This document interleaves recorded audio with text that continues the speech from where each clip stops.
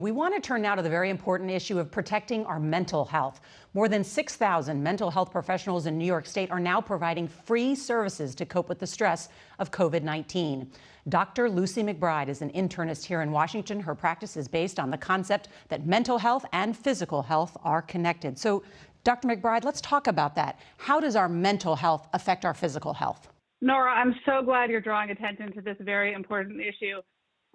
As you know, we're dealing with an enormous crisis of physical health with coronavirus, but I also think of this as a crisis of mental health. So it's equally important to treat people's coughs, colds, and their symptoms of coronavirus as it is to treat the associated fear that I think we all feel at some point. And on that note, what are you telling your patients? Well, there are things you can do. I mean, the good news is you can help yourself with your own anxiety. First of all, if you're anxious, that makes you normal.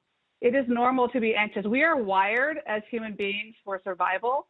And so our natural stress hormones are activated when we are faced with a threat. And this is a big threat. This is big. My job, as I see it as a doctor, is to replace fear with facts and to preach that gospel to whoever wants to listen. What are some of the quick remedies if you're feeling extremely anxious or stressed? One of the quick, easy things is to take enormously deep breaths. The second thing I'm asking people to do is download a free meditation app on your phone if you have a phone. Meditating helps bring us back to the present moment and helps us calm those stress hormones.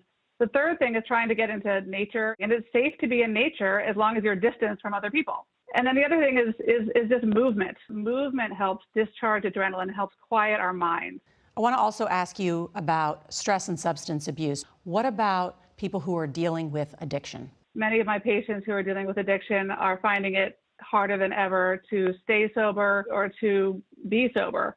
So I'm telling those patients, this is not forever. This is not a permanent state of the world. But I'm also reminding them to not smoke, to minimize alcohol, and to quit if someone has an addiction. Everything you have said will be so incredibly helpful. Dr. McBride, thank you so much for joining us. Nora, it was great to be with you.